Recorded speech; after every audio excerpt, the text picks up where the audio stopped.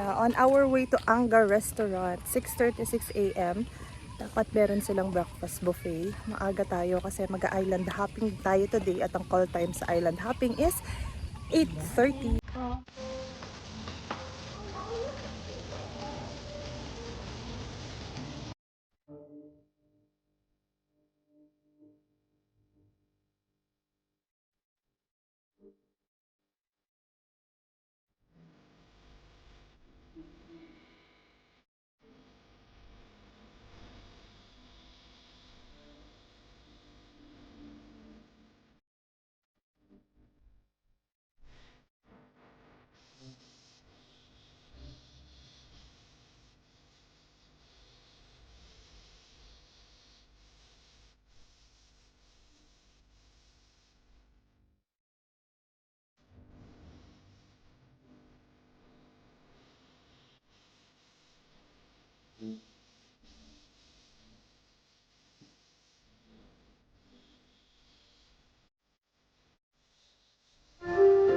Oh, they have pancake.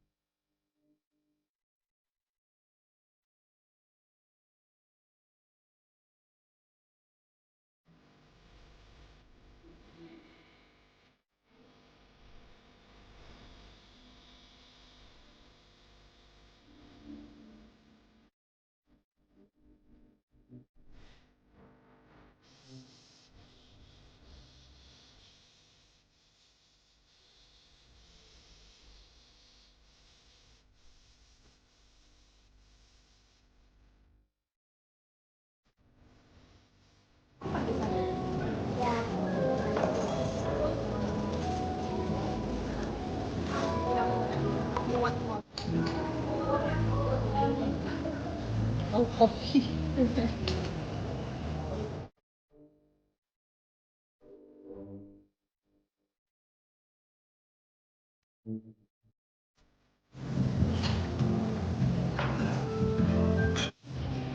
Lord, for the food only.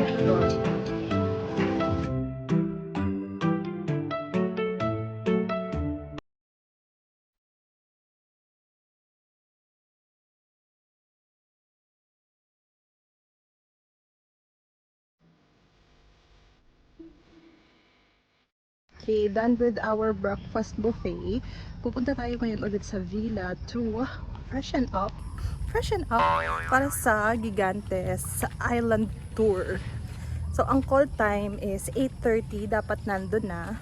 From Solina, magta-tricycle lang kami. Tapos, 15 minutes lang yung biyahe. Ayan, naglalakad na ang mga tao papunta sa reception area. So mga ilang minutong lakad lang yon from our villa kasi yung reception area nila ay nasa entrance ng mismong resort.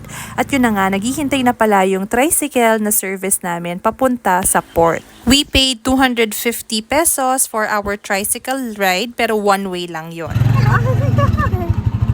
Nasa 15 minutes lang naman yung biyahe. Mabilis magpatakbo yung tricycle kasi wala naman traffic at saka diretso lang naman yung daan papunta dito.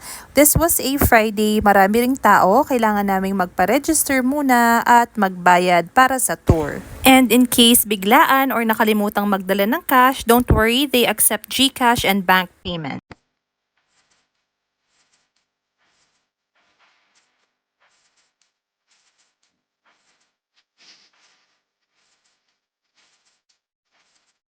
Papasok na tayo sa kanilang waiting area na air-condition pero medyo mainit pa rin dito sa loob. Tatawagin tayo kapag ready na yung boat natin. Finally, tinawag na kami. Nagulat kami kasi ang dumi ng part na to. Sana linisin nila kasi ang dami na rin namang turista na pumupunta dito at nagbabayad ng fees.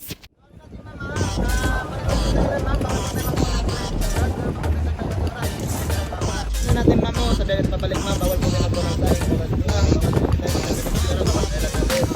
sa team natin tayo lang dalawa lang ma premium sa ating daro natin mama sa boat natin wag po kayo magalang ng PR mo na dalawa natin mama thank you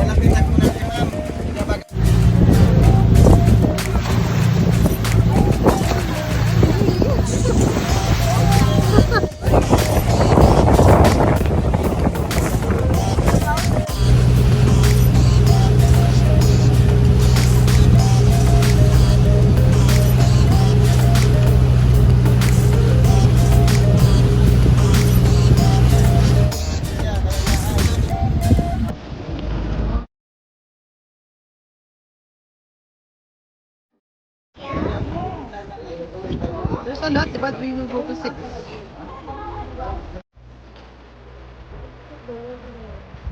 Ang ganda na siya.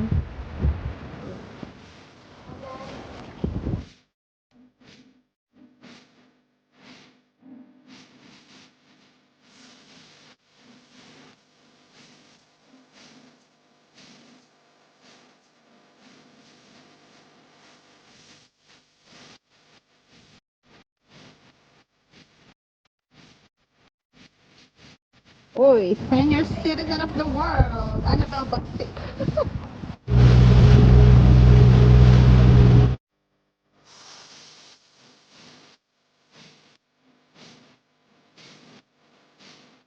Baklo po.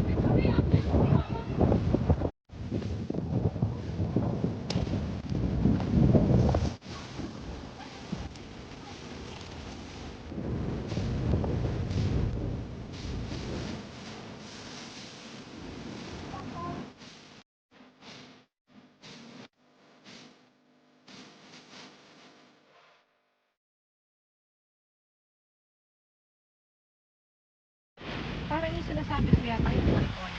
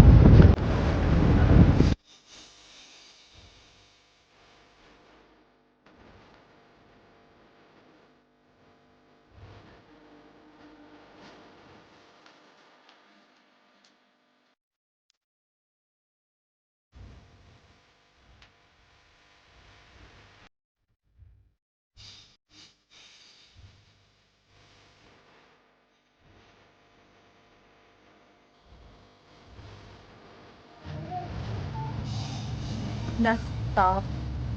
Antonia Beach.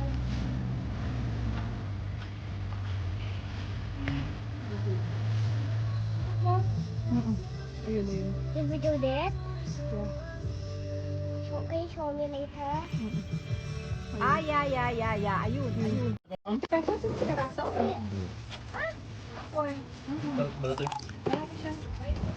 Ayun. It's the itching. It's moving. And gumagalaw.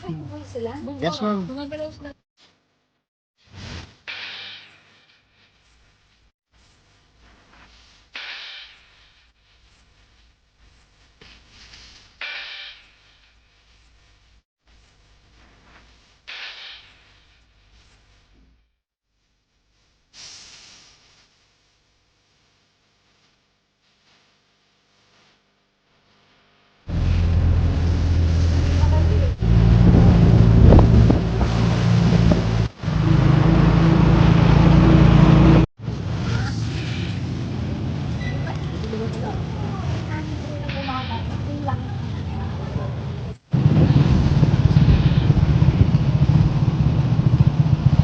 Thank you Lord for the good weather at nag-enjoy kami sa aming island hopping tour dito sa Gigantes Island. O nga pala mga madam, as much as possible, pag sa bangka, piliin nyo na nakaupo kayo sa pinakadulo ng bangka, sa likod ng bangka, kasi kapag pauwi na, nakatutok sa inyo yung araw. Ganun yung nangyari sa amin, nasa first and second row kami ng bangka, na sunburn talaga kami at nahilo ako dahil sa sobrang init, tas parang pakiramdam ko walang hangin. Kaya nung pag-uwi namin, medyo sumama na yung pakiramdam ko. At kung meron kayong budget, if money is not an issue, of course, i-recommend ko na mag-private tour na lang. At least, mapipili nyo lang or makakustomize nyo yung mga island na pupuntahan at kung ilang oras kayong magsistay sa island na yon. Unlike kasi kapag joiners, syempre, limited lang yung time kasi madami kayo. So, eto na yung aming Valentine's dinner. Sadly, hindi ko masyadong na-enjoy dahil nga sumama yung pakiramdam ko. Pero here are some videos or clips ng aming Valentine's dinner buffet dito sa Salina.